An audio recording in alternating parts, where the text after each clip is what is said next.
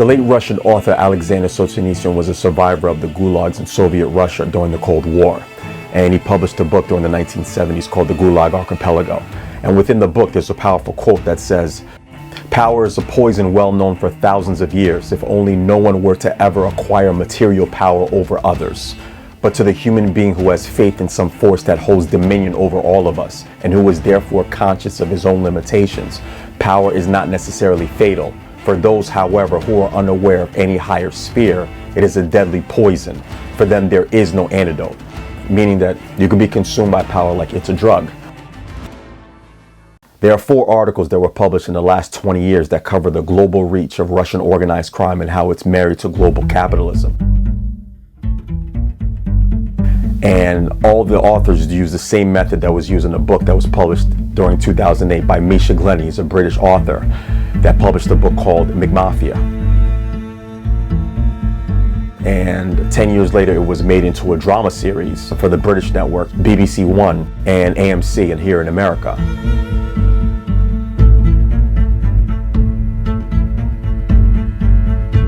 What makes the story so powerful are the many locations that it uses to show how the world has changed and technology has changed. And you see different locations such as Mumbai, India, London, England, Israel, the Balkans, and Moscow, Russia.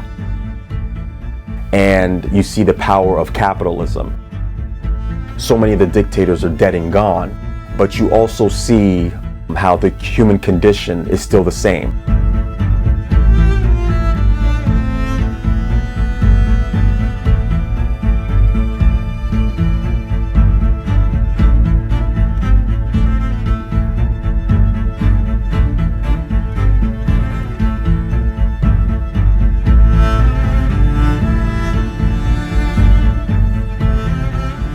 One of the most powerful scenes comes at the end of the first episode at the Palace of Versailles with the 2 main characters who are establishing truths. And they're at the Hall of Mirrors. And one of the main characters says, "On the left is the Hall of Peace, on the right is the Hall of War. So which one would you like to see?"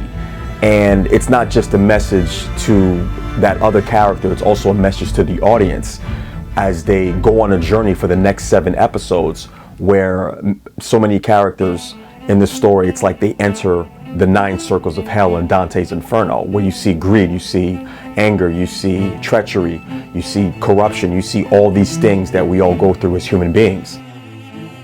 Capitalism becomes a character itself, where it's throwing 2 middle fingers at Karl Marx and all of his disciples, including Stalin and Lenin, who thought they can fix the human condition with their human hands.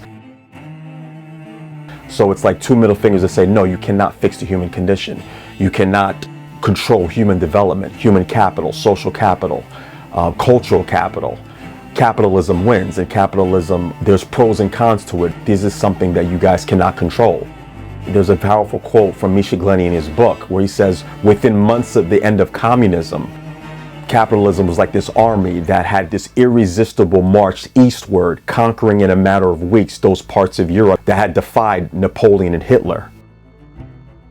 So capitalism was so strong that it was something that it just swept over that part of Europe, and people were just taking advantage of it because of the riches that it brought. So it brings pros and cons, but it brings corruption, but it also brings human development. It also brings something that people were craving for. Within that mafia story, you also see the Russian culture, the beauty of the Russian culture, the importance of love, the importance of family, and the price of holding on to both. We also see a multi-generation of people that reminds us of ourselves, and we also see people like our own parents and what they wanted for us.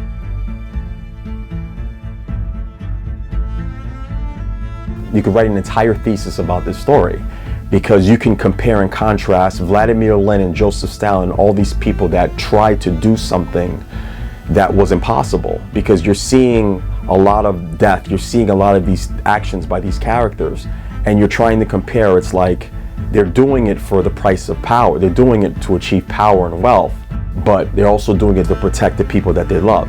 And they're consumed by the power that they have accumulated, or the power that they're trying to grab. You compare it to what Stalin did and what Lenin did and what all those different individuals did during communism. Misha Glenny made a point along with the other authors, is the fact that even with global organized crime, even when you have these problems, you still need the right laws in place, the right boundaries. But it's also at the same time hard to keep a stranglehold on us, to keep everybody in line, because the money and power is so seductive. When you have billions of dollars involved in the world of capitalism, you have to have the right laws, but you're not going to create this utopian society where everybody stays within the boundaries of the law. There is going to be corruption, but you have to have strong penalties for people violating those laws. But even in Russia now, you have different factions in government. They compete with each other. It's hard to control that.